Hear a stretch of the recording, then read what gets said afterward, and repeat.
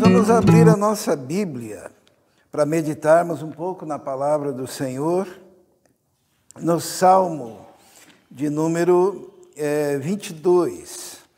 Salmo número 22. Peço que os irmãos abram as suas Bíblias e nós vamos pensar na palavra do Senhor, pedindo que o Espírito Santo nos toque, fale conosco profundamente.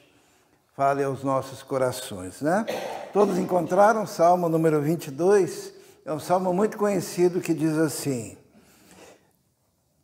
meu Deus,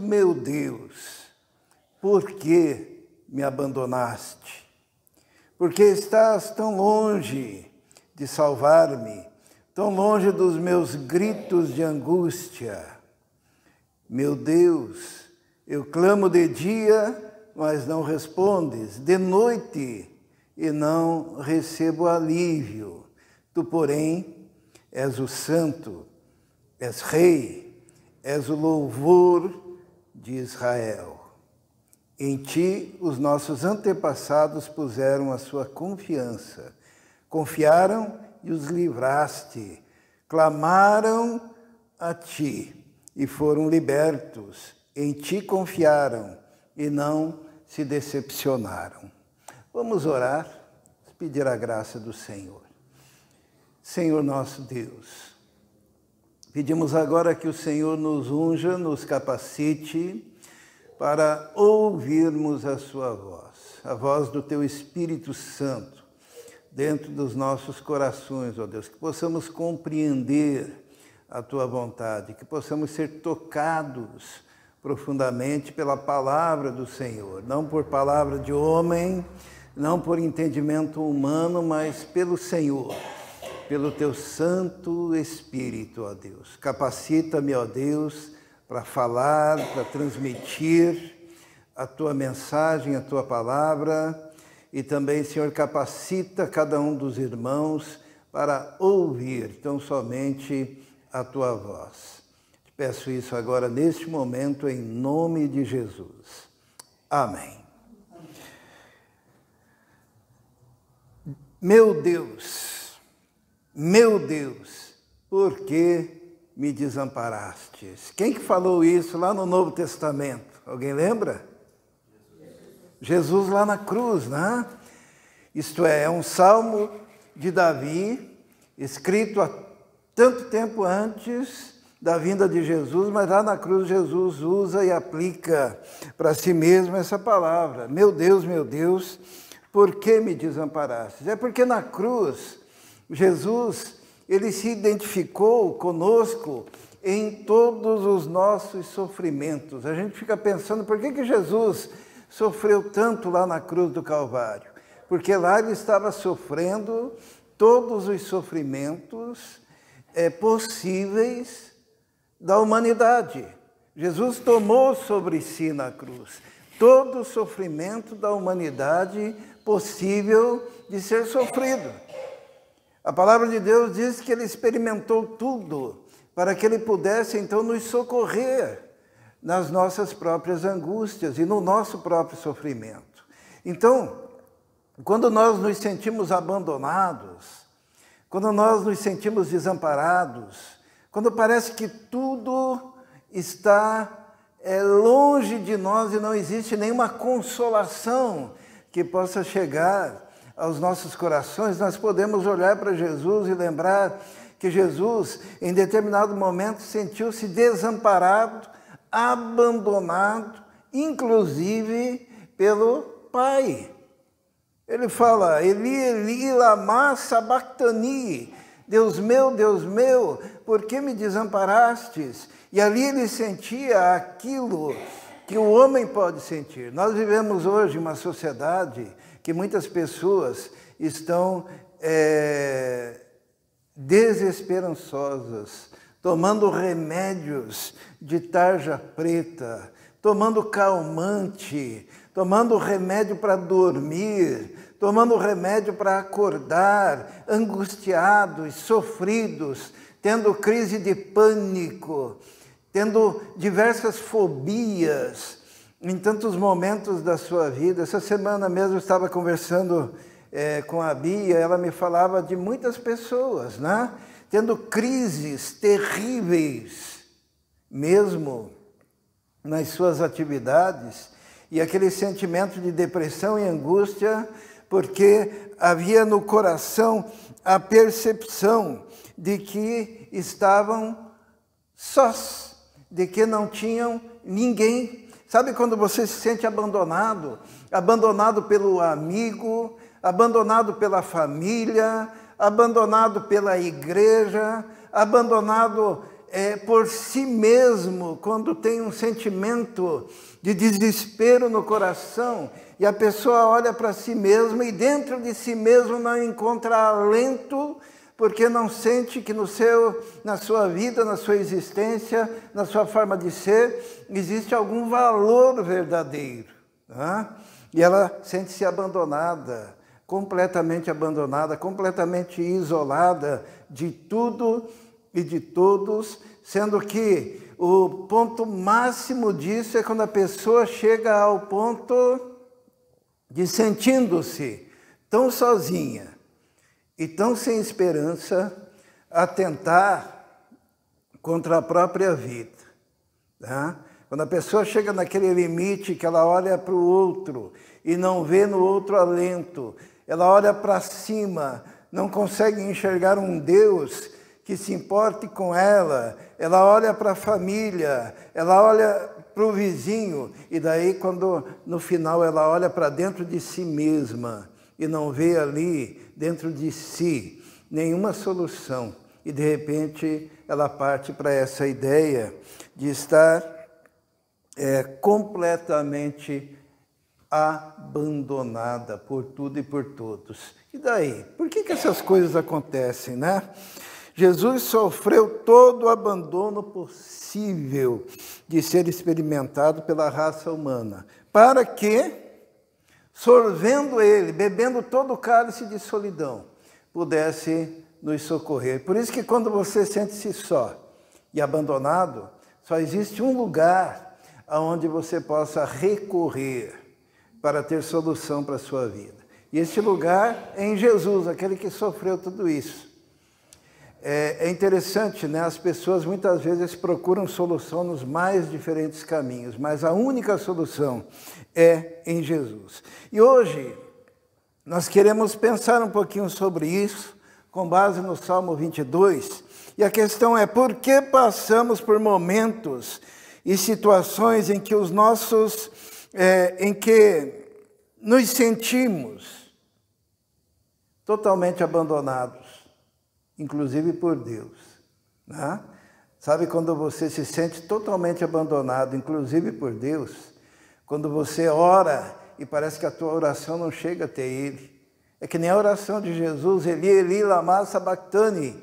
Ou a oração de Davi aqui, quando ele diz: Senhor, por que me desamparastes? Isto é, ele falava com o Senhor, ele orava ao Senhor, e na oração dele mesmo ele dizia: por que estou desamparado, por que estou abandonado? E por que Deus, então, permite que essas coisas aconteçam na vida da gente? Será que Deus é tão mau que Ele, de repente, nos deixa sozinhos e isolados? Por que por que muitas pessoas têm esse sentimento de abandono em relação a Deus? E o Salmo aqui nos orienta, né?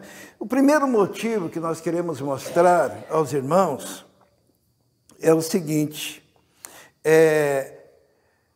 nós passamos por isso na vida para aprendermos a usufruir e valorizar a bênção de buscar a Deus. É difícil de entender isso, né?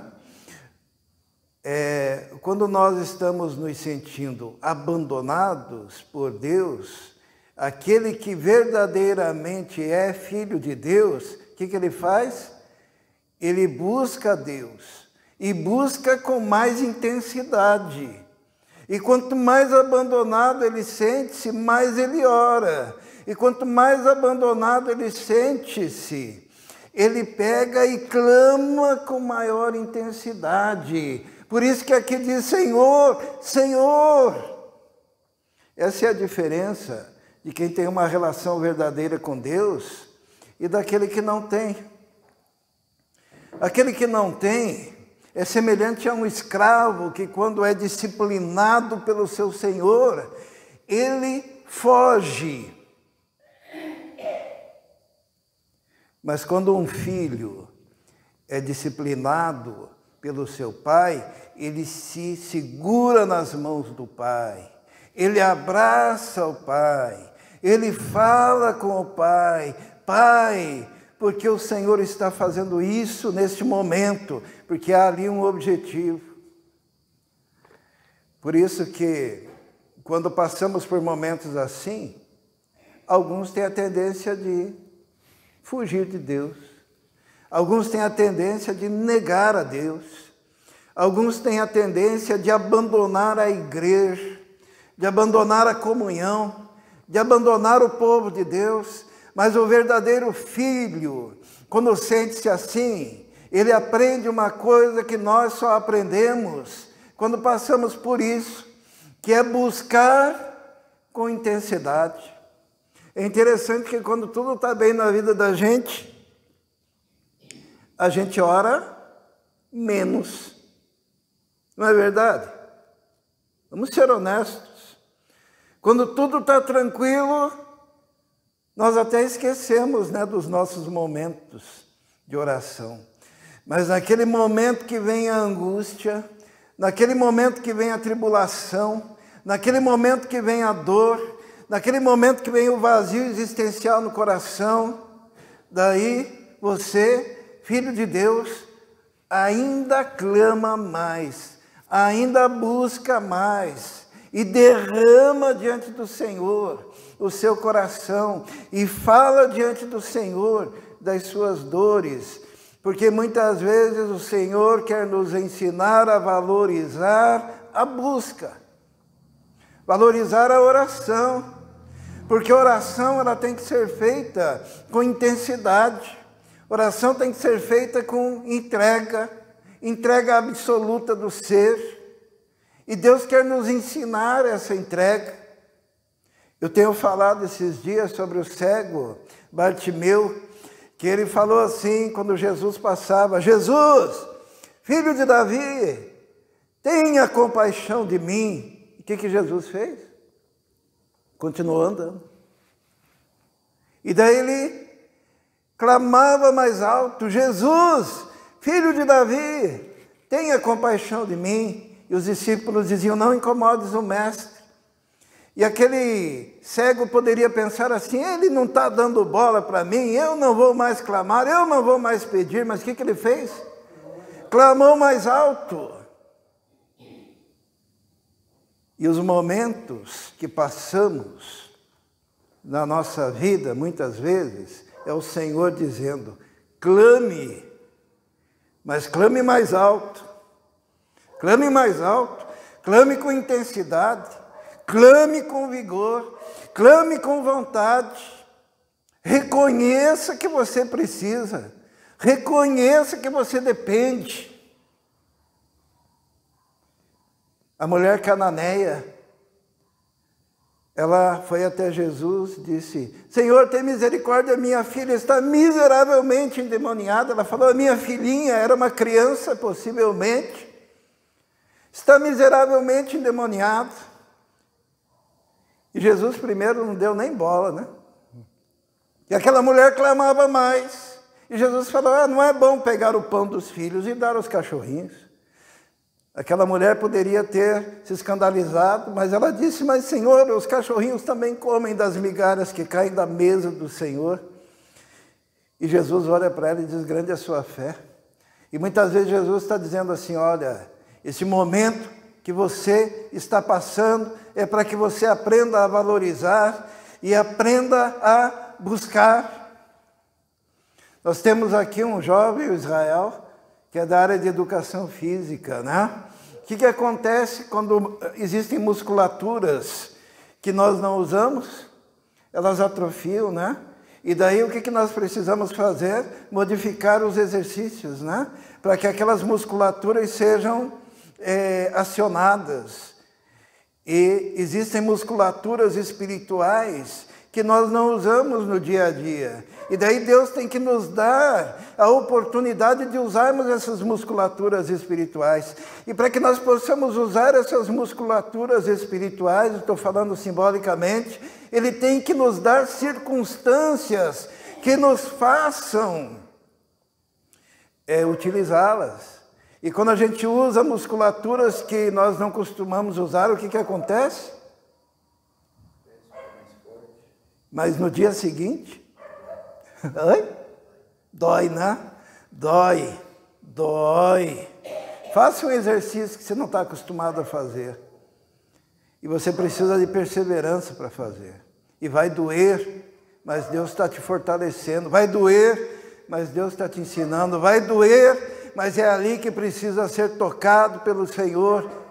E daí você vai chegar e vai dizer, eu não quero saber do Senhor, porque Ele me abandonou. Não, você vai dizer, Eli, Eli, Senhor, por quê? Mas você vai estar orando e falando com o Senhor, na sua angústia e na sua dor. Então, por que isso acontece? Muitas vezes é para nós aprendermos a usufruir a bênção da busca. Buscai o Senhor enquanto se pode achar, invocai-o enquanto está perto. É o que o Senhor nos ensina. Por isso que diz aqui, no Salmo 22, no versículo 2, ele diz assim, meu Deus, ele sentia-se abandonado, né? Mas ele dizia, meu Deus, eu clamo de dia, mas não respondes. De noite, e não recebo alívio. Parece uma coisa negativa, né? E se eu dissesse que não é?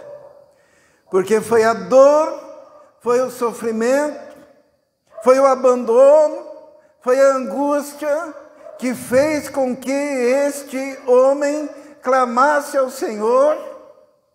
Quando? De dia e de noite. Provavelmente, se Deus já o tivesse respondido de dia, talvez ele relaxasse de noite e não teria aprendido a importância de buscar a Deus. Por isso que nós encontramos na Bíblia para termos um coração grato quando passamos por provações e sofrimento. Porque o nosso Deus, Ele quer nos ensinar a valorizar a busca. E como é gostoso buscar a Deus, né? Como é gostoso lá no quarto você derramar o seu coração. Como é gostoso quando você está em sofrimento, você ter alguém que você pode chorar e ser honesto diante dele, falando das suas dores, né? Segundo motivo, irmãos, do sofrimento e do sentimento de abandono, é para que as convicções verdadeiras a respeito de Deus se manifestem, não no aconchego das atmosferas do culto, porém nas abrasadoras dores e realidades do desamparo. É o que nós encontramos aqui, olha, vamos ver logo em seguida. Ele diz assim, no versículo 2, meu Deus, eu clamo de dia, mas não respondes, de noite não recebo alívio. Olha o sofrimento desse homem, sentindo-se abandonado. Mas no versículo 3 ele diz, tu, porém, és santo. Ó Rei, és o louvor de Israel. Porque é assim quando você está no meio da angústia, no meio do abandono, no meio do sofrimento, é que você vai manifestar o que você realmente pensa a respeito do teu Deus. Os irmãos estão entendendo? Ele começa assim, por que me abandonastes? Deus meu, por que me abandonastes? Eu clamo de manhã, o Senhor não ouve. Eu clamo de noite, a angústia está lá. Porém, o Senhor é santo. O Senhor é o meu Deus. O Senhor é o Rei de Israel. Os irmãos estão percebendo? A realidade veio à tona do caráter do salmista, da sua verdadeira relação com Deus. Porque se ele não fosse um homem de Deus, depois desse abandono ele poderia dizer: o Senhor não é santo, o Senhor não é justo, o Senhor não é o Rei. Mas ele diz: apesar de tudo isso, em meio à minha busca, eu sei quem é o meu Deus. E para fazer isso, você tem que ter fé. Fé é você olhar e parece que está tudo errado, né? E daí você diz assim: parece que está tudo errado aos meus olhos, mas tem um Deus que tem o controle de tudo, então está tudo certo. E eu continuo caminhando.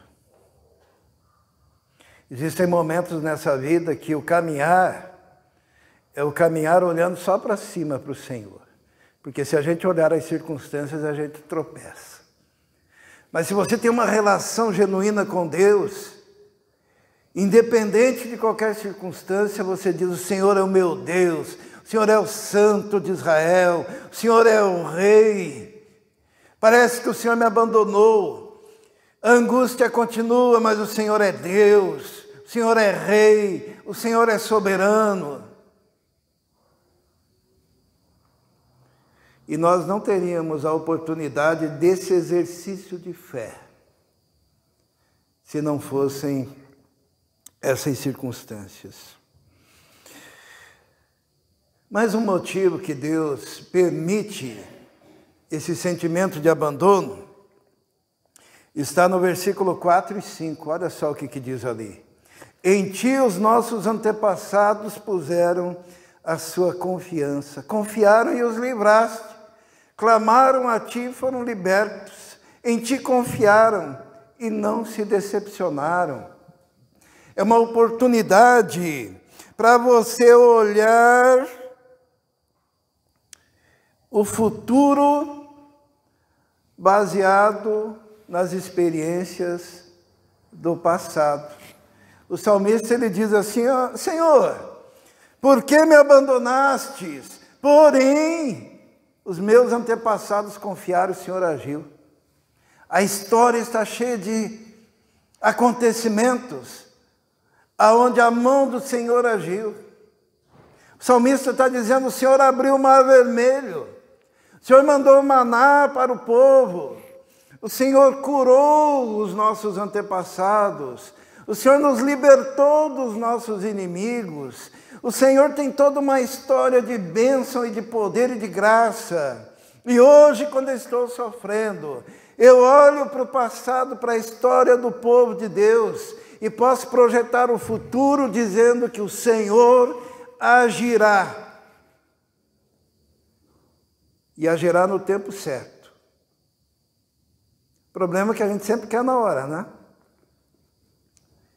Mas na hora, Deus está agindo também. Porque Ele está agindo no nosso interior. E sabe como é que você sabe que é filho de Deus?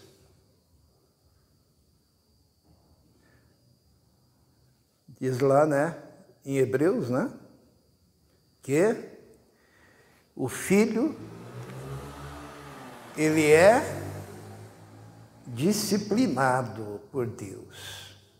O filho, ele é tocado por Deus e ele sofre, vamos usar entre aspas, o chicote da disciplina. Agora, o que não é filho, ele anda por aí tranquilão. tranquilão. Parece que está tudo bem. Parece que está tudo maravilhoso. Porque ele não tem nenhum conflito com este mundo, porque ele já é do mundo. Quem é do mundo surge-se mais. Mas quando você é filho, o Senhor pega e diz, eu vou melhorar você.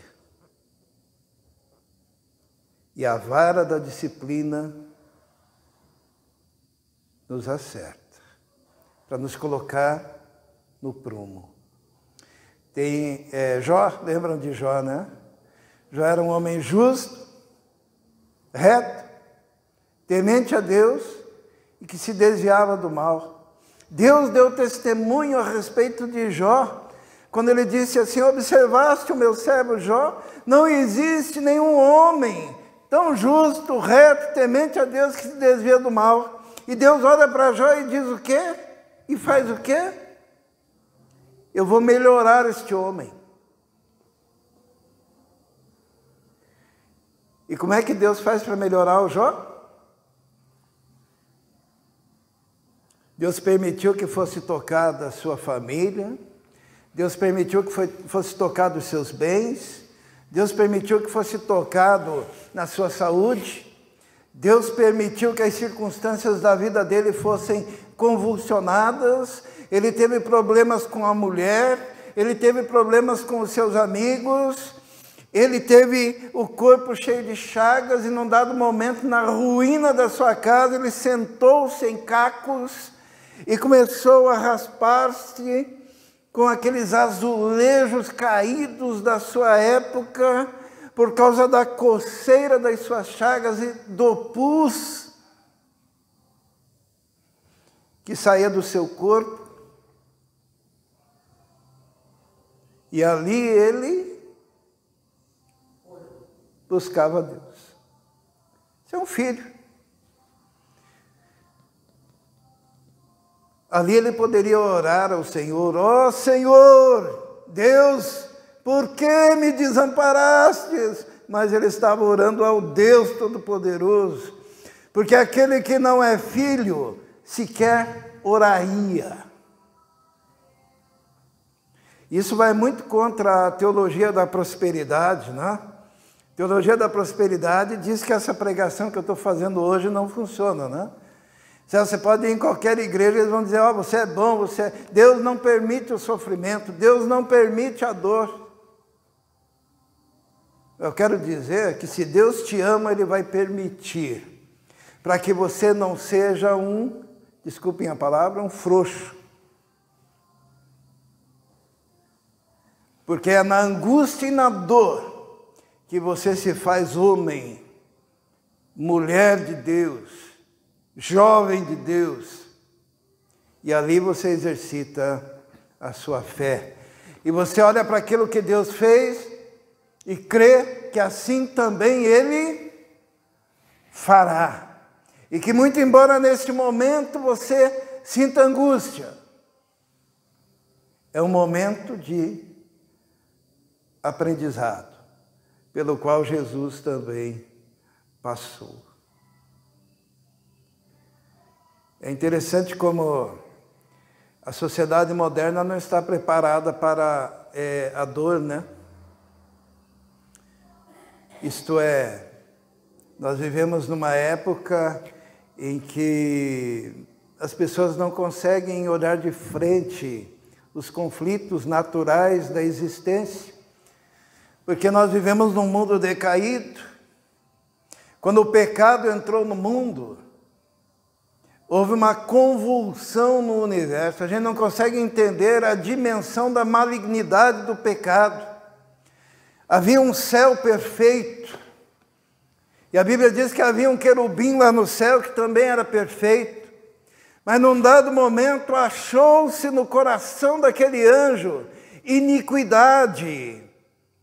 E Deus fez aquela limpeza no céu, expulsando, porque o pecado corrompe, destrói, extermina e macula a vida do ser. E o pecado, ele compromete toda a estrutura do universo. porque Deus é um Deus sem pecado, que não admite o pecado, e Deus é o padrão do universo para a santidade.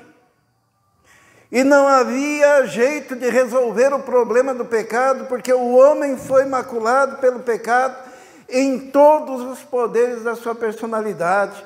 E Deus, Ele resolve. Ele diz assim, ó, pecado não tem solução, tem que ser pago. Alguém tem que pagar. E daí Ele manda Jesus. E Jesus, em todo o sofrimento com o qual sofreu, pagou absolutamente todo o preço do pecado da humanidade, para resolver esse problema. Só que o homem, ele precisa ir até Jesus e entregar a vida absolutamente a Jesus. Não é uma parte. Quando a gente fala que uma pessoa precisa ir a Jesus, ela não significa ir à igreja.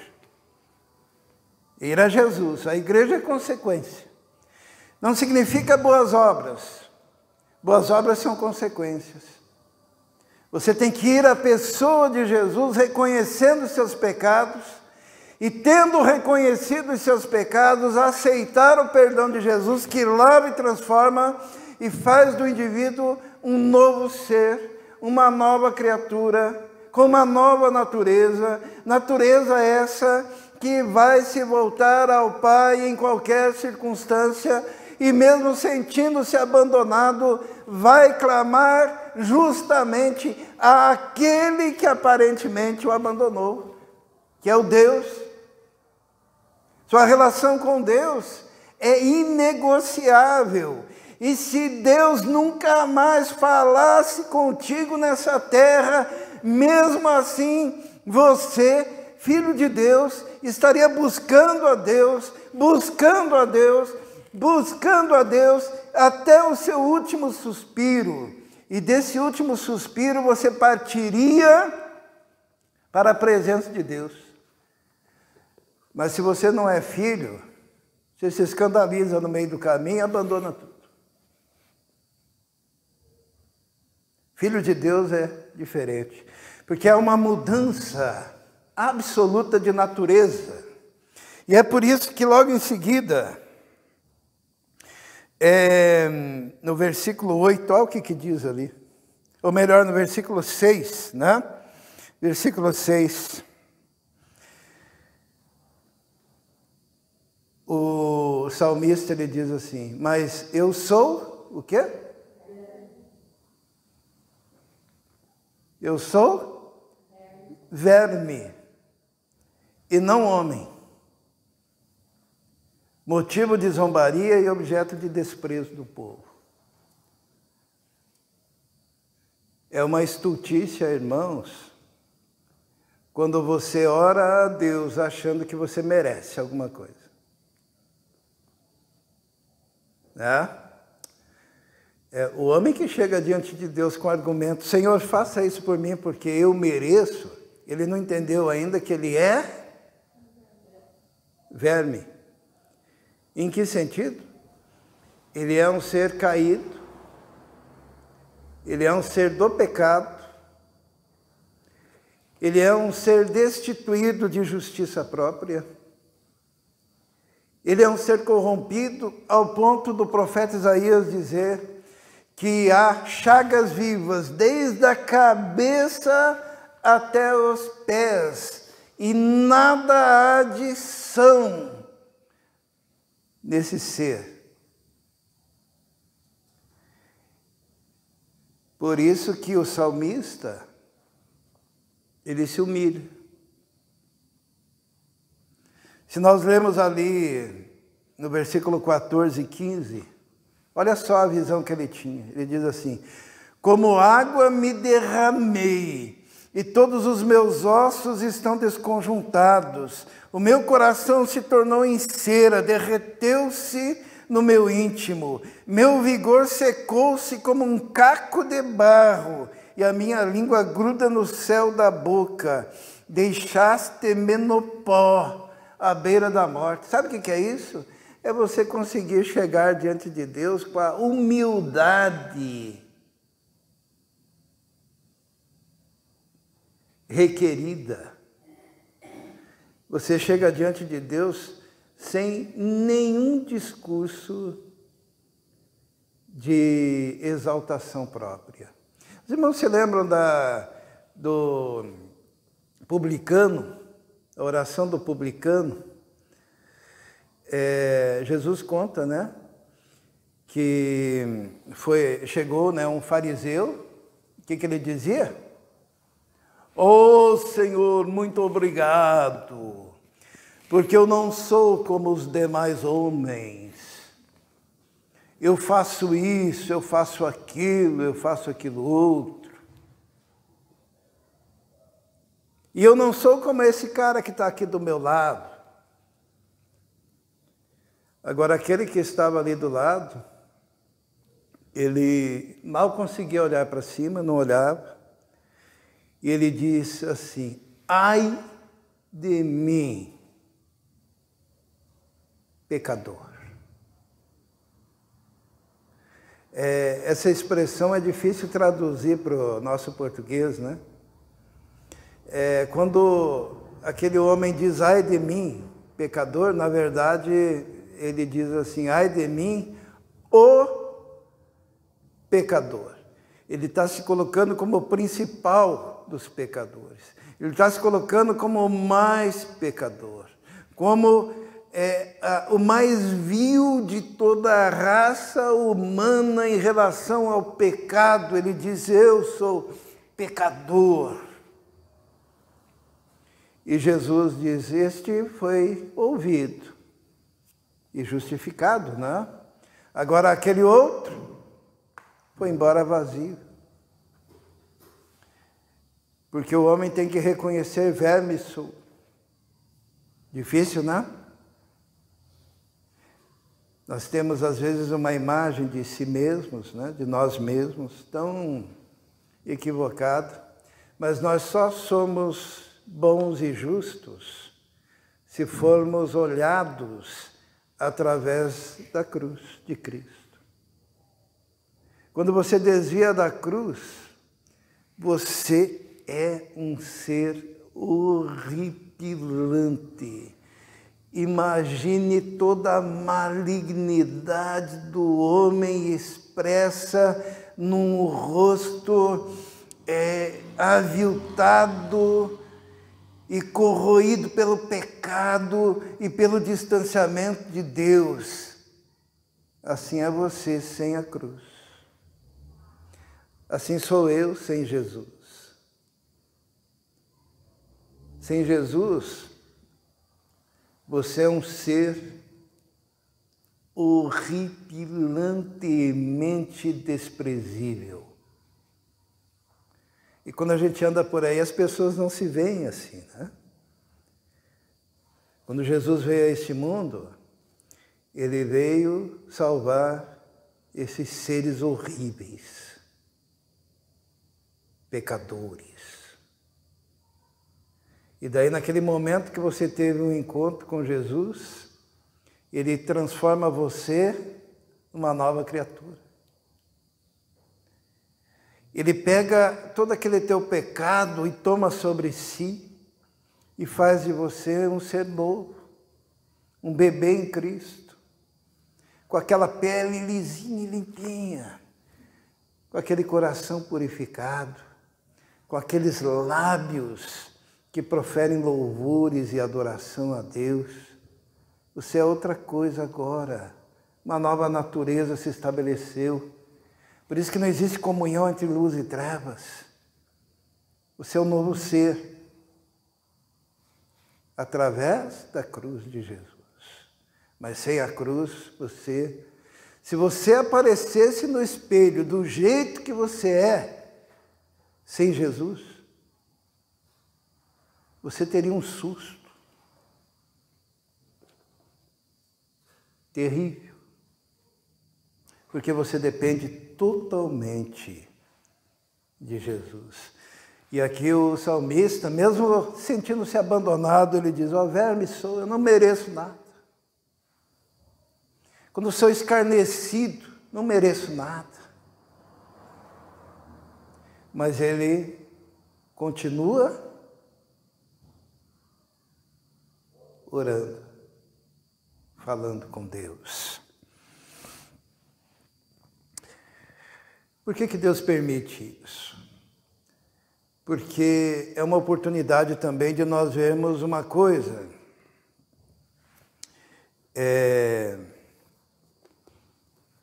Que aconteceu com o profeta Elias, né? Sabe o que o povo falava para esse salmista? Está no versículo 8. O povo dizia, ó, no versículo 7, ele diz assim, caçoam de mim, caçoar é zombar, tá? Caçoam de mim todos os que me veem balançando a cabeça, lançam insultos contra mim, dizendo, recorra ao Senhor, que o Senhor o liberte, que Ele o livre, já que Ele quer bem. Quando o crente está sofrendo, muitas vezes ele é injuriado, né? E as pessoas dizem, viu? Recorra ao Senhor, vamos ver o que acontece. E o crente verdadeiro, ele faz que nem o profeta Elias, né? O que o profeta Elias fez? Quando esteve lá com os profetas de Baal, ele lançou um desafio, ele disse assim, olha, tudo bem, vocês clamem ao Deus de vocês aí, eu vou clamar ao meu Deus. E o Deus que responder com fogo, esse é Deus. Porque ele não tinha medo, ele sabia que Deus seria fiel. Quando nós passamos por dificuldades, sentimento de abandono e dor, e as pessoas vêm zombar de nós podemos olhar e dizer, espere e verás o livramento do Senhor. O Senhor vai livrar, o Senhor vai agir, o Senhor vai envergonhar os inimigos. Quando todos zombam. Outra coisa que eu gostaria de falar aos irmãos é que os momentos de sofrimento nos ajudam a afirmar alguns valores. E um destes está no versículo 10, porque o salmista ele tinha tanta convicção de que mesmo sentindo-se abandonado, a relação com Deus era uma relação especial, que ele diz assim, desde que nasci fui entregue a Ti. Desde o ventre materno és o meu Deus. O nome disso é eleição, sabe? Se você é escolhido de Deus, não importam as circunstâncias, você pertence ao Senhor. Paulo ele diz assim, quando eu fui escolhido no útero da minha mãe, o profeta Jeremias diz, olha, desde o ventre fui escolhido e foi dado como profeta às nações. Se você é de Jesus, a sua relação com Jesus, ela começou lá no útero, lá no ventre. Lá o Senhor já te conhecia. E aquele que te conhecia lá no útero materno, jamais te abandonará. Quando você diz, por que me desamparastes? É fraqueza sua. E é a oportunidade que Deus lhe dá de clamar no meio da adversidade. E o que aconteceu? Versículo 21. Ele diz assim, salva-me da boca dos leões e dos chifres dos bois selvagens. E tu me respondeste. Isso é, Deus respondeu. A resposta de Deus, ela veio. E para que veio a resposta do Senhor? Está no versículo seguinte. Proclamarei o teu nome aos meus irmãos. na assembleia, isto é, na igreja, na eclesia, na reunião do povo de Deus, eu te louvarei. Irmãos, o livramento do Senhor, ele vem porque Deus responde, mas ele responde com o objetivo que você dê testemunho, que você proclame e louve a Deus aonde? Na assembleia, na comunhão dos irmãos, na igreja do Senhor, adorando ao Senhor. Quando Deus lhe responde, ele não responde só para você ficar com a bênção e ficar feliz com a bênção. Ele responde para você proclamar o nome do Senhor. Ele responde para você louvar a Deus. Ele responde para você manter a comunhão. Ele responde para você se manter em atividade na adoração ao Senhor, usando os dons que Deus concede a cada um. E muitas vezes ele demora para responder mais, até você se convencer que você vai ter que andar com ele. Tá? Deus sempre tem um objetivo lá. E esse objetivo é te fazer melhor. Esse objetivo é fazer a igreja do Senhor se desenvolver e crescer. Esse objetivo é fazer o nome do Senhor ser exaltado. Esse objetivo é fazer a palavra ser proclamada. Deus não te responde apenas para você se sentir bem e feliz e receber a bênção. Ele te responde para que você seja um arauto do rei, na casa do rei, no meio do povo, no trabalho, na escola,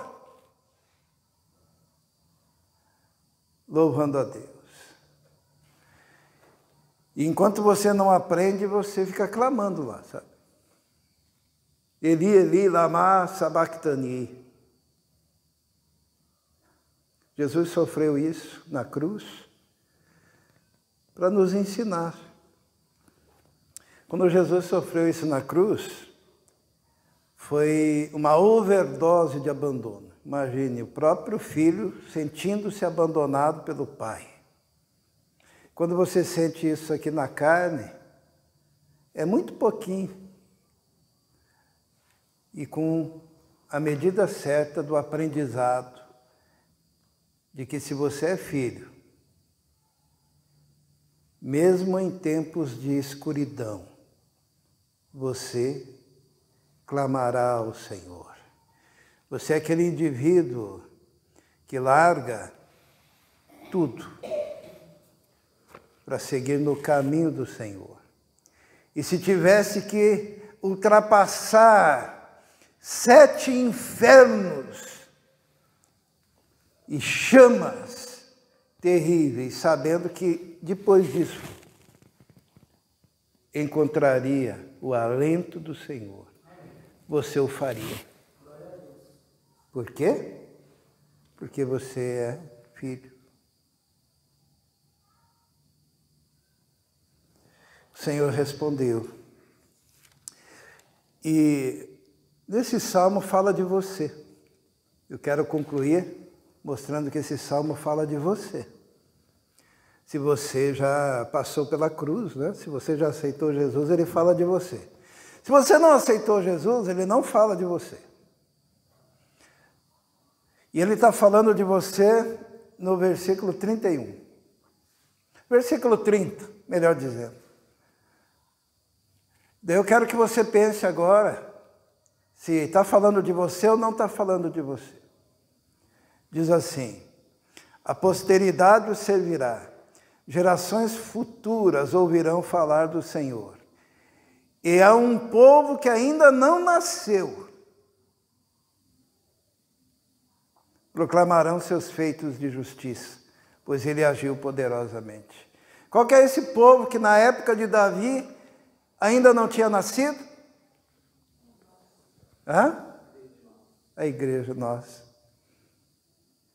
Esse salmo foi escrito para você, para um povo que ainda não tinha nascido naquela época, mas que nasceu a partir da cruz.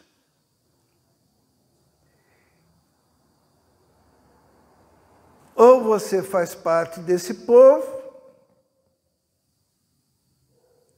ou você não faz parte desse povo. Se você faz parte desse povo, você passou pela cruz. E não importam as circunstâncias, você estará amarrado ao seu Redentor. Porque tudo começou no útero e terminará na eternidade com Deus. Lá na eternidade com Deus, o povo de Deus, nós vamos estar dançando lá, sabia? Nós vamos estar andando nas ruas de ouro. Nós vamos estar vendo as maravilhas da criação do Senhor e adorando o Senhor pelos séculos dos séculos, nos reconhecendo mutuamente, dizendo como foi bom andar com o Senhor.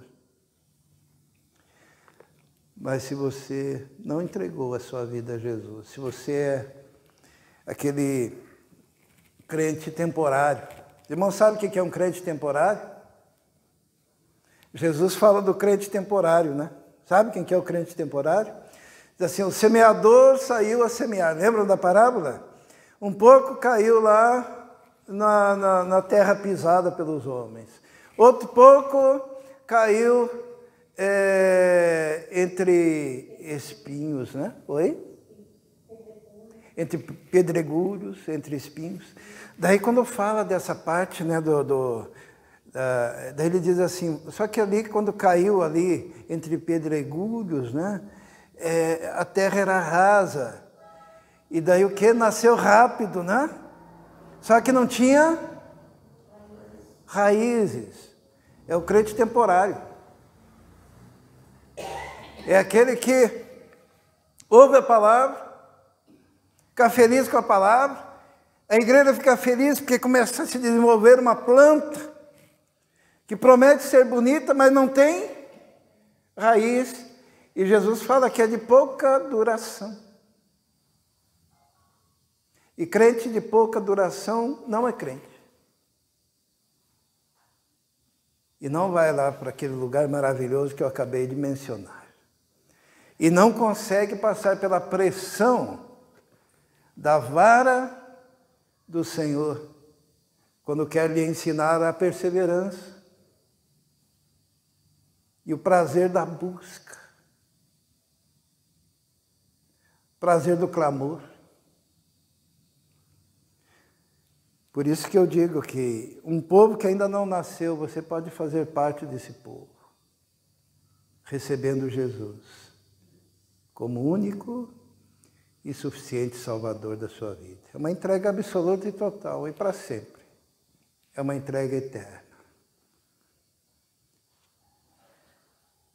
Você já fez isso? Feche seus olhos agora. Eu falo para você também que está me vendo e ouvindo pela internet. Se você ainda não entregou a sua vida, o seu coração a Jesus, e você não faz parte desse povo, ou você não tem certeza, entrega nesse momento seu coração a Jesus. Porque, independente de qualquer circunstância, você estará atrelado ao Senhor para sempre. Vamos orar. Senhor, muito obrigado pela sua palavra, por esse salmo que Jesus usou na cruz, quando sentiu-se abandonado, mas que também fala, Senhor, dos momentos em que o nosso coração se angustia, e quando nós nos sentimos tão solitários, tão sozinhos, muitas vezes nos sentimos também abandonados por todos, mas nós não paramos de recorrer ao Senhor que nos ouve, nos atende, nos transforma. Muito obrigado, ó Deus. E eu quero pedir, Senhor, por aquele que está entregando o seu coração a Ti nesse momento. Uma entrega genuína e absoluta. Abençoe, cele com o Teu Espírito Santo.